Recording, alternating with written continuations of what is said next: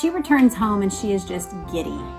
She says, "I was immediately at ease in his company, as if our souls had known each other for a very long time.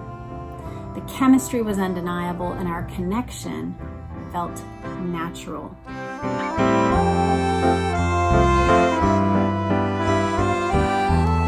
Welcome back to my channel. I'm Jess Cannell, and if you're new, then welcome. I'd like to earn your subscription today. On this video, we are going to be going through a chapter of Melania's new autobiography. She's actually hit the New York Times bestseller list, and I believe she's #1 right now. For those of you who haven't been keeping up yet, we have gone through her move to America, on the plane and then in the immigration line, coming to America for the very first time at age 26. Then she took us back to her home in Slovenia where she grew up, had a very stable and kind of magical sounding childhood. Then she walked us through her fashion career and the choices that she made to move with determination toward her goals once she decided to give up architecture and get into the world of fashion. One of those pivotal decisions was her move to New York City. I will also make a quick plug for the other things that we are doing right now. On Wednesdays, we are going through Leo D'Amour's book about Chappaquiddick. It's fascinating and very well researched. So we're about halfway through this very fat book and making good progress. So if you have not been joining us for that, I want to invite you to check out those videos. He does such a good job of walking through the details and helping us understand what was happening with the investigation, what was happening with the Kennedys. It's so fun.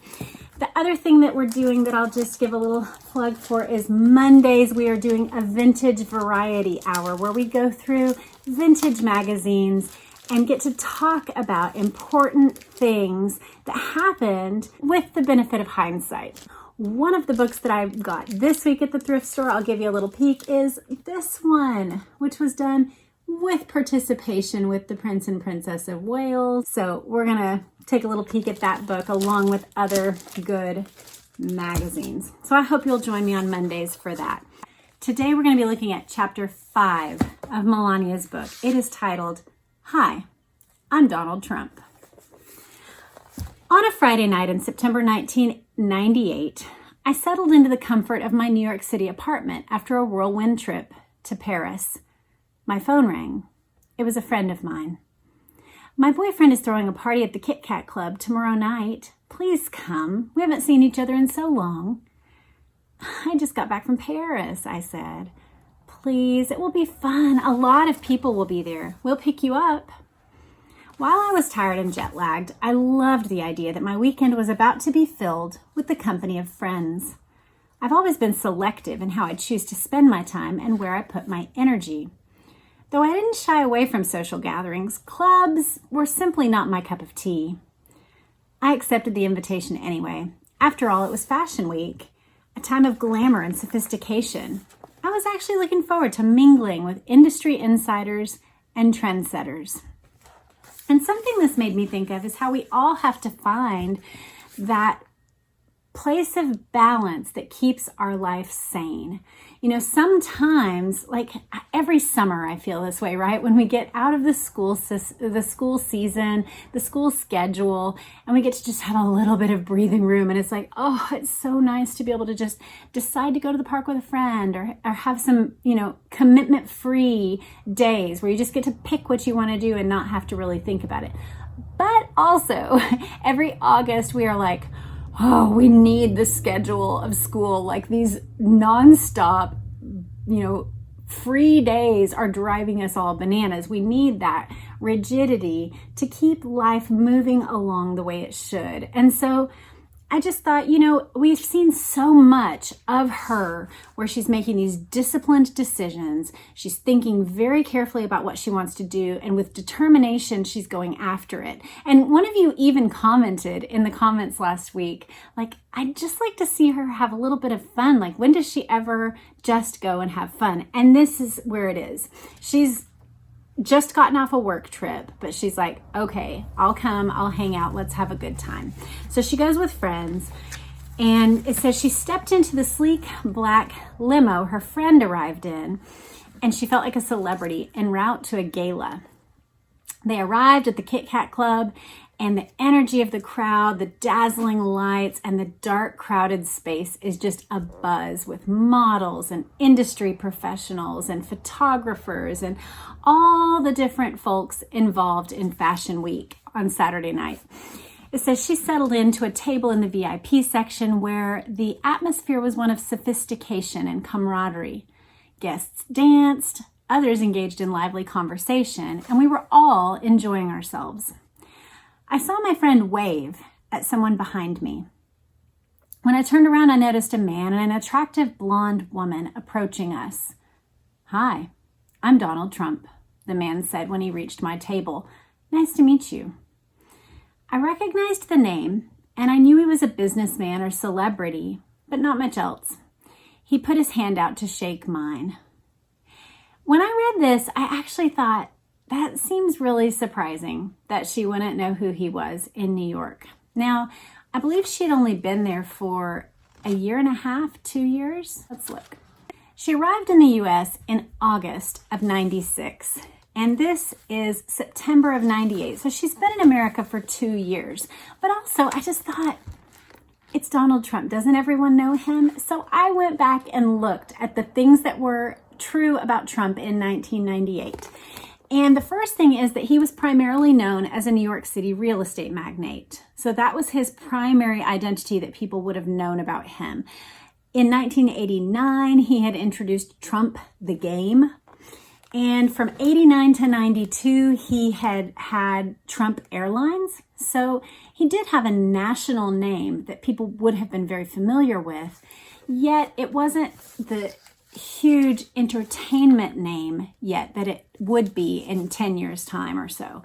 And so I actually think she's basically telling the truth here. I think that's probably right, that she kind of knew about him. She knew he was, like she said, a businessman or celebrity, but not much else. "Hello," I replied. "I'm Melania." His eyes filled with curiosity and interest. And seizing the opportunity, he took the seat next to mine and started a conversation. He asked me about my time in New York, my Slovenian home, and my world travels. It was a moment of connection, a brief encounter that left a lasting impression. It was nice to make a new acquaintance. He was accompanied by a beautiful date. So I initially dismissed our conversation as just pleasantries at an industry event. There was lots of activity around them, and so she's not even sure, are they really connecting? There's music, there's people, all around. But she notices that he's intently focused on her, and that energy is attractive to her. She says it was magnetic. When his companion left for a moment, he asked me for my phone number. I politely declined his request. He was a little surprised. "Give me your number," I said. "I'll give you my number," he said, "if you promise to call me." With a hand gesture, Donald called over his bodyguard. His big shoulders leaned in as he listened to him before discreetly writing a note on a sleek business card. Donald took the card and handed it to me. "Call me," he said with a smile. I tucked the card into my clutch before his date returned to the table. Y'all, how would you respond to this? I realize that for these sorts of events, perhaps you would have a date that wouldn't mean much to you. But in my world, to make a potentially romantic connection with somebody who was at an event with a date would feel really off the mark. What about you? I think I would feel pretty odd about that encounter. "Nice to meet you," he said before making his way to the exit as people talked to him on the way out.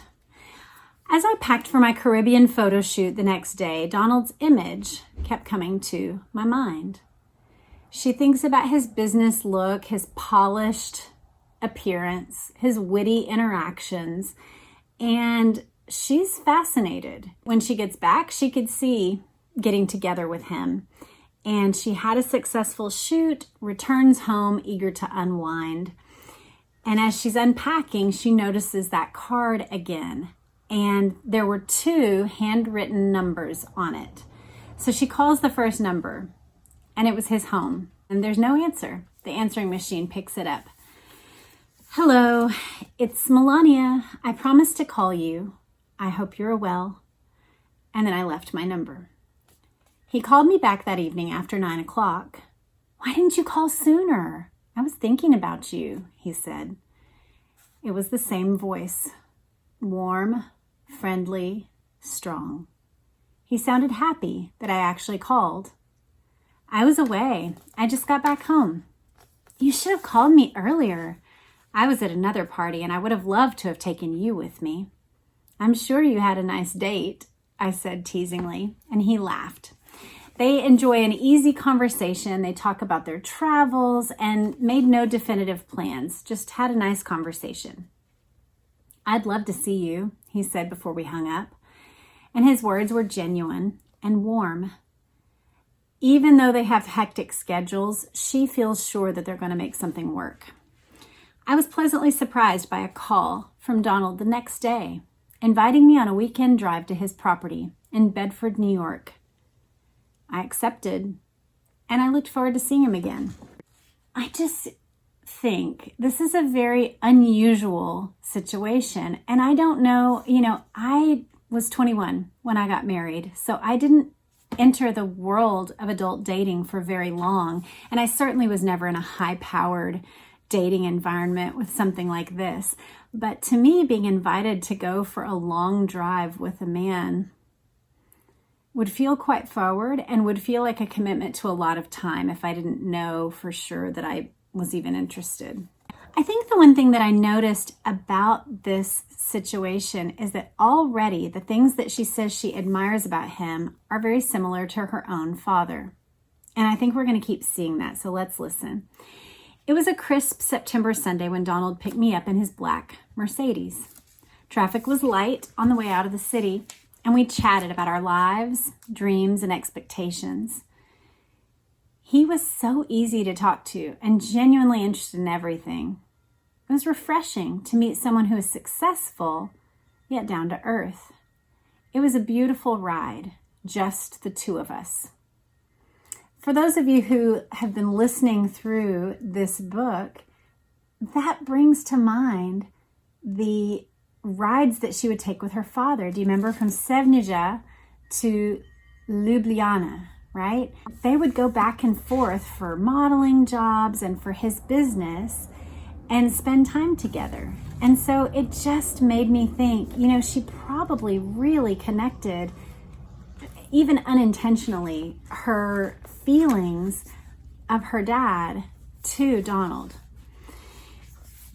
His love for driving was obvious, and I shared that passion. She tells us that when she had first arrived in New York, her first passion was to pursue her driver's license, that she really wanted that freedom and that enjoyment of driving. The house in Bedford sits on 230 acres of land at the end of a long driveway. The house was built in 1990. It's like a French chateau, I said. It's beautiful. Do you live here?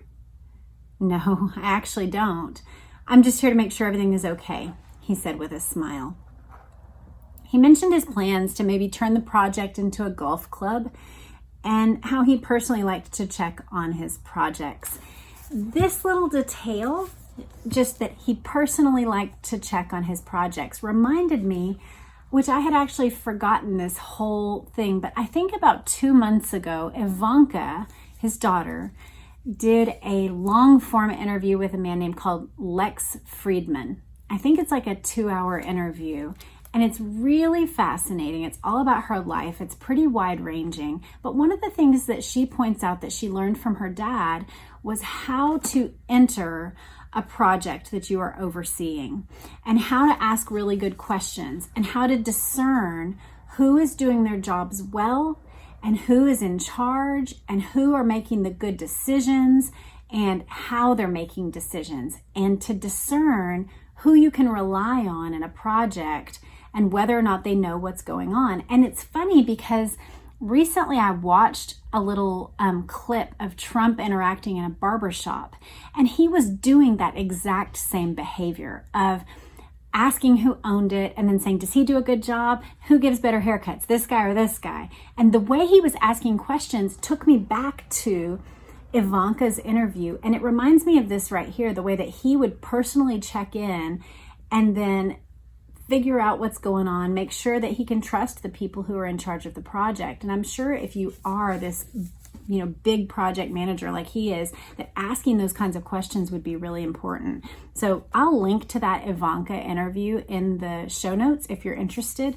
But yeah, I thought that was really insightful, and it's interesting that that's what's happening here in their very first date.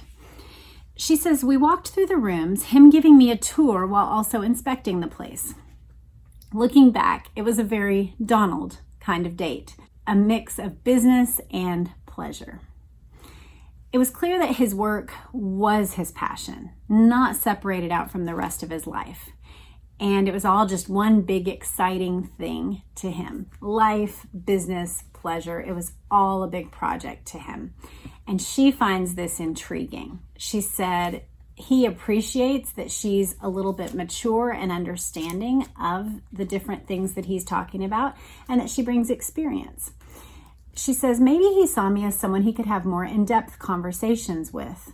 Perhaps he saw me as more of a peer than the women he was used to spending time with. To me, she's not pulling any punches here. She has said he was on the arms, or that he had a pretty girl on his arm the first day. In their first conversation, she says, I'm sure you had a nice date. And then here, she's essentially indicating he was used to hanging out with young, pretty girls who probably didn't have much going on by way of intelligence or interests in the world.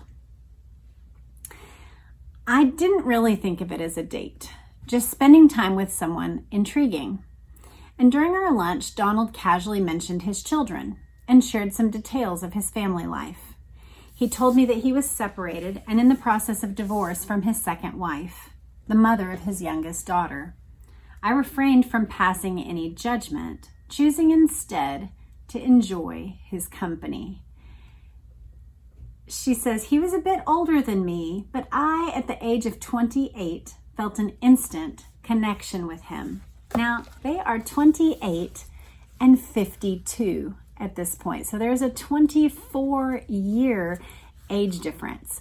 And I wonder if you know anyone with that kind of age difference. I have some good friends. It's the parents of one of my friends when I was a teenager. And they have also become friends of ours who we see from time to time. And they're 20 years apart. And they have a very wonderful relationship. It's very sweet, very loving. And it's never been an issue for them. They have a great connection, and it's not like, oh, we're from two different generations or whatever. They're just crazy about each other, and it really works. But I think that's pretty rare. What about you?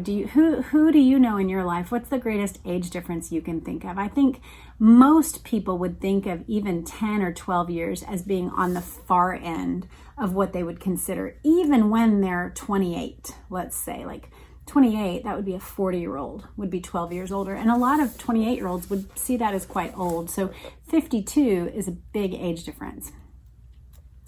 As someone who had traveled the globe and encountered many different types of people, I found Donald to be a breath of fresh air. His work ethic and success were admirable. I think we can see why that's attractive to her. And she feels that he projects a sense of authenticity. His zest for life strikes her as very unique. And she likes that he's both successful and hardworking, but also down to earth and friendly. To me, that for some reason really fits. What about you? As we think through the things that we know about her from her Sevnija years and then Milan, she's had such a wide variety of experiences for someone who's 28. And she's had to work hard. She's had to discipline herself. She's seen a lot of industry failure in other models, and she has carefully navigated her path to avoid that. And so I can kind of see why his business sense and success would be appealing to her, especially when what he's communicating to her is warmth and friendliness and acceptance and good conversation. She returns home and she is just giddy. She says, I was immediately at ease in his company, as if our souls had known each other for a very long time. The chemistry was undeniable and our connection felt natural. As I got to know him better, I realized the public only saw a part of Donald Trump. In private, he revealed himself as a gentleman, displaying tenderness and thoughtfulness. For example, Donald, to this day, calls my personal doctor to check on my health, to ensure that I'm okay and that they are taking perfect care of me. He isn't flashy or dramatic, he's just genuine and caring. I just wrote down, some people would find this really invasive and odd, but for her it's genuine and caring. And that we each want different things from relationships. I would feel like, I can tell you what the doctor said about me. You can come to the appointment with me if you want to, but why do you need to call? That would just be a little different. But she thinks it's genuine and caring. As Donald and I spent more time together, I made a conscious effort to maintain a sense of privacy in our relationship. The press followed him constantly. So I tried to keep our time together low key. I just wanted to enjoy getting to know him without the noise. Also, that fits. We've seen her as a very solo person who loves her quiet apartment. As quick as she could, she got out of the model agency housing that they provided and found her own quiet apartment with a tree outside the window. She wanted that solitude and beauty and simplicity. And so it makes sense that she is not trying to get out there and get seen with the man. She's not trying to get magazine photos so that she can reel him in. That's not her goal at all. Her goal is to make sure and to get to know him and to spend time in an unhurried way, just the two of them. She says that they kept their love a well-kept secret and enjoyed time in a private club. They would catch up with friends for dinner. They would go to the movies or Broadway shows or stay in. They shared a love for Elvis and for Elton John, which is interesting because a lot of people her age would not have had an affection for Elvis, but she does. And then Elton John makes sense. It's actually funny because recently there was an Elton John clip this month in October 2024 of Elton John being asked about Trump, and the interviewer clearly thought he was setting Elton John up to trash Trump. And instead Elton John says, yeah, they've always been great fans, and I'm just so glad that they enjoy my music. And I think maybe a joke had been told or a comment had been made, and Elton just said, yeah, I thought it was great. I thought it was really funny. And he totally didn't take the bait of the interviewer. He just said something nice about Donald and Melania and moved on. And we learned earlier in the book that that was her first concert that she went to. So it's interesting that that's something that Donald enjoys as well, is Elton John music. It says that his taste was eclectic. They liked different movies, old classics, westerns, dramas. They would visit the theater.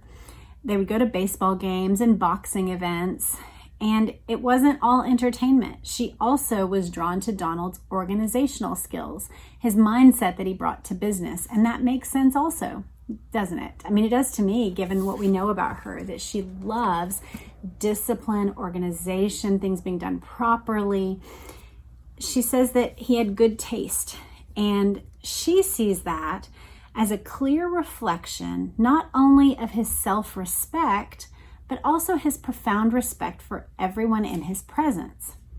She says that the way that he treats design and the way that the things that he brings to the table are a way of saying, I value your time as much as my own.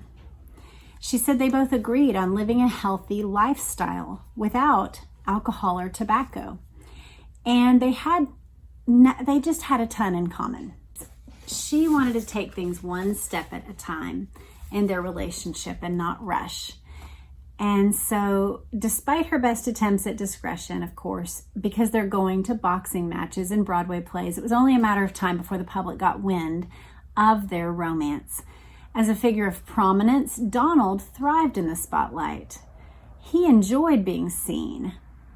She, however, wasn't accustomed to the spotlight, and it was exhilarating, but she's really feeling that sense of increased scrutiny about her, which she hadn't had to that point. She says the media's fascination was both flattering and annoying. They couldn't see past the 24-year age difference. The gossip columns labeled me a gold digger. Such baseless accusations could never tarnish the connection that we shared. I was already a thriving model and enjoying my success when our paths crossed. I had earned my fortune, and I could have easily captured the attention of numerous celebrities if I had so desired. I think she's right. I mean, we see that with lots of celebrity men who, and sportsmen who find hot little dishes. And there was a case a long time ago where a local athlete here in Dallas had been targeted by a gold digger, literally. And I believe he was engaged when the whole scheme was exposed. So definitely she could have. But that wasn't her goal. And she almost didn't even go to the thing that they were going to meet at. So she wasn't like targeting him and trying to scope him out. She says his age was never a concern for her. His energy and zest for life made us feel that we were on the same wavelength. And here I think we see the seedbed for who she is now in the political spotlight. Y'all listen to this section and tell me if you agree. It says, I entertained setting the record straight. But to engage such matters, to dignify each and every untruth, would be squandering my time and energy, for no minds would be swayed, no opinions altered. I instead focused my time and energy on productive endeavors and rose above the falsehoods. As a model, I had encountered many who believed that they had me all figured out. But my interaction with Donald took this to a new extreme.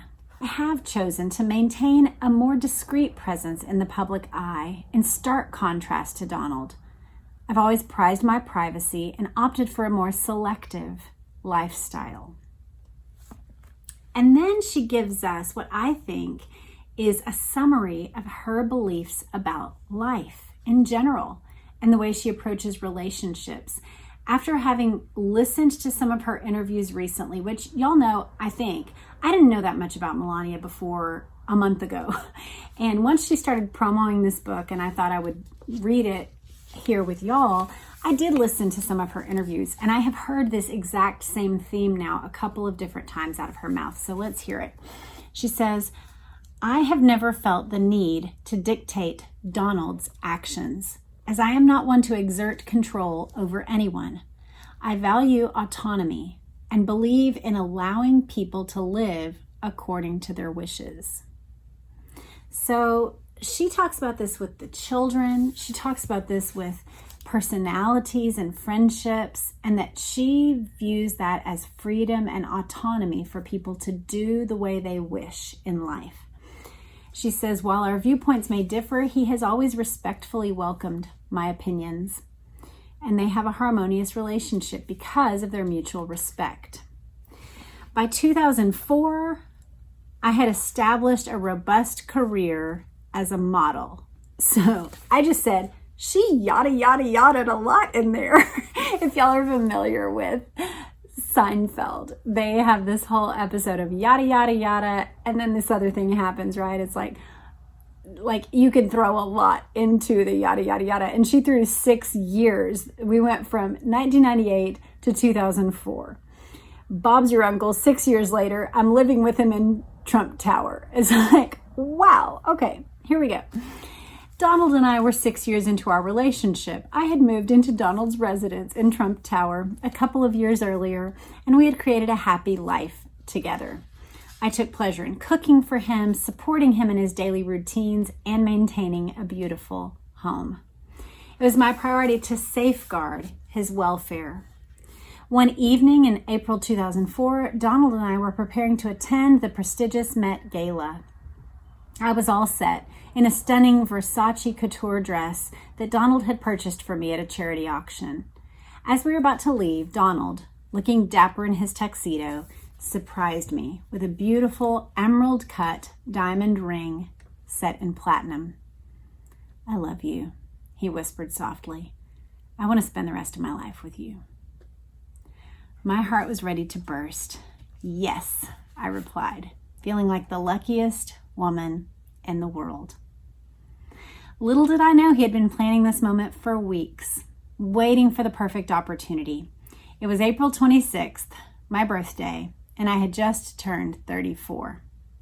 With the gorgeous ring on my finger, we went to the gala, hand in hand, ready to embark on this new chapter of our lives. And y'all, I was just struck with, she sounds really happy. She sounds genuinely delighted, like she enjoys making a life with him. She enjoys thinking about their world together, making a home together, thinking about his welfare, caring for him. And they talk through things, they disagree, they don't always see things, eye to eye, but they have a very mutual relationship is what she makes it sound like. Donald and I scheduled our wedding for January 22nd, 2005. It would be at the Episcopal Church of Bethesda by the Sea in Palm Beach, and there would be a reception in the new ballroom at Mar-a-Lago. Donald was racing to complete the ballroom in time. The event would be lavish. The beige, gold, and white color palette would create an ambiance that set the tone. She chooses long tables with elaborate candelabras and gorgeous flowers. She really wants it to be ornate and lovely and just luxe. My parents were visiting from Slovenia, and I was thankful for my mother's eye for detail.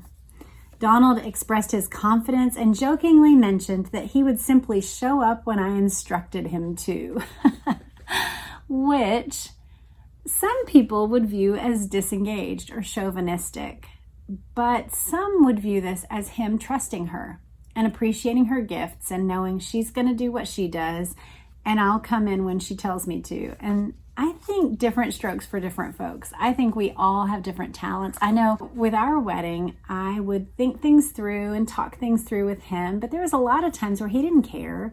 He was just happy that I was happy. And so I chose the flowers I wanted or whatever. I think a lot of brides and grooms are like that. And she seemed really happy. Shortly after her engagement, she received a call from Anna Wintour of Vogue inviting her to come for a magazine cover and a feature story on their wedding. And so I just want to correct something that I had said, I think in a comment section maybe, that there were first ladies that had all been invited, and that I thought it was kind of odd that they hadn't invited the one supermodel first lady that we've had to grace the cover of Vogue. But I didn't realize that she had already had one. She had a cover when she got married. And so there's been a lot of hoopla about that. And yeah, she didn't have one as first lady, but she has had a Vogue cover. And I don't know, I just think that's a little bit misleading that people have made that argument to the point that I thought that was true, but it's not true. Yeah, she didn't get one as first lady, but she's had a Vogue cover and she was beautiful on it. She was delighted, and the editors actually fly with her to choose her wedding dress. She goes to the Valentino and Chanel showrooms in Paris, and she knows exactly what she wants. So she goes to the Dior designer, John Galliano, whose work she had long admired. She sees a model walk past, and the editor of Vogue, Andre Leon Talley, is accompanying her, and she says, "This one is incredible. It's a strapless Dior. It's adorned with 1,500 pearls and rhinestones." And she says it weighed nearly 60 pounds. I instantly knew it was the one. That must have been an amazing moment. I mean, I remember picking out my dress. What about you guys that have been married? I remember feeling so magical in that dress, and I'm sure in a Dior that has pearls and rhinestones and is so amazing, it would feel pretty incredible to have such a beautifully designed dress. Her wedding was grand, but she says, "What I felt in my heart was what every other bride feels on her special day. Ultimately, my primary focus was on celebrating Donald and my love and commitment, surrounded by my loved ones." Just before the ceremony, as I stood in the corridor on a blissful evening, a sense of serenity washed over me. I was grateful for the warm Florida winter night, the presence of my parents, my sister, who was my maid of honor, Donald's children, and our closest friends. She makes her way down the aisle, and her father beams with pride as he joins her, guiding her toward the altar. Their exchange of vows in an ornate church is very meaningful to her and to her mother. And then they bring out the baptism candle from her childhood baptism. This cherished heirloom, brought from my hometown by my beloved mother, held a significance beyond words. My mother's thoughtful gesture, honoring our heritage and adding a deep sense of tradition to this special day, means so much to her. She says lighting that same candle once again at their son's baptism in 2006 brought a sense of tradition and honor to her life that's been really meaningful. And we've heard this before, that she has this great sense of tradition, particularly through the lens of her mom. And this is one of the places where we see it in her. She says as they exited, they were greeted by cheers, and with excitement, they began their first journey as husband and wife. Their next destination was a celebration at Mar-a-Lago. The ballroom had been completed on schedule just in time to accommodate 500 guests. The atmosphere was lively. Listen to this guest list, y'all. It says, as basketball legend Shaquille O'Neal, boxing promoter Don King, former President Bill Clinton, U.S. Senator Hillary Clinton, political figure Rudy Giuliani, and George Pataki all enjoyed the music of the Michael Rose Orchestra along with caviar and champagne. Members of the media, Barbara Walters, Anna Wintour, Chris Matthews, Matt Lauer, Gayle King, Simon Cowell, Kelly Ripa are all chatting and enjoying one another's companies. And I said, this is almost like a list of all the people who claim to loathe them now. They were all excited to come celebrate at that point. She says the room was electric, and she felt a sense of pride in the successful outcome of the wedding. It was a sight to behold. The culinary creations were spectacular. They had a really great chef there, and the grand finale was a magnificent 7-tier golden sponge cake adorned with delicate hand-spun sugar roses. It stood almost 5 feet tall and weighed 200 pounds, this cake. Quite a cake. Tony Bennett, Billy Joel, others serenade the crowd, and everyone moves outside to dance, and she changes into a stunning Vera Wang for the dancing part. The party by the pool carried on into the late hours, and she says that for our honeymoon, listen to this, Donald and I decided to stay in the paradise of our own home, as we spared ourselves the hassle of extensive travel. While we had enjoyed many of the world's most exotic destinations, we had found our true serenity in the comfort and splendor of our own backyard. There was no place more idyllic than right where we were together. That's where we'll leave it for this chapter. I just want to point out, y'all, I think they are actually really well matched. I've heard people say, I don't know how she could marry him or whatever, and I get it. But if you can just see them as human beings, he has characteristics that echo her father. She has characteristics that echo his mother. The accent, being a well-traveled person and a person with heritage and tradition, I think those things would appeal to him. I think she has an old soul.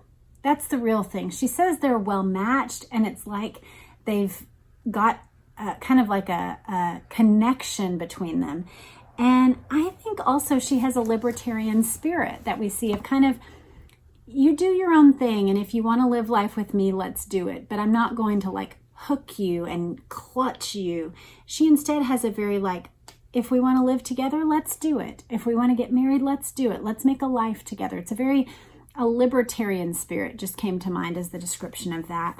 And I think they have a tender connection. They both seem to enjoy the finer things, and they equate it not with wealth and showiness. They equate it with respectability and honor for others around them. Like, she really took to heart the detail of the reception because she wanted an elevated experience for her family and friends.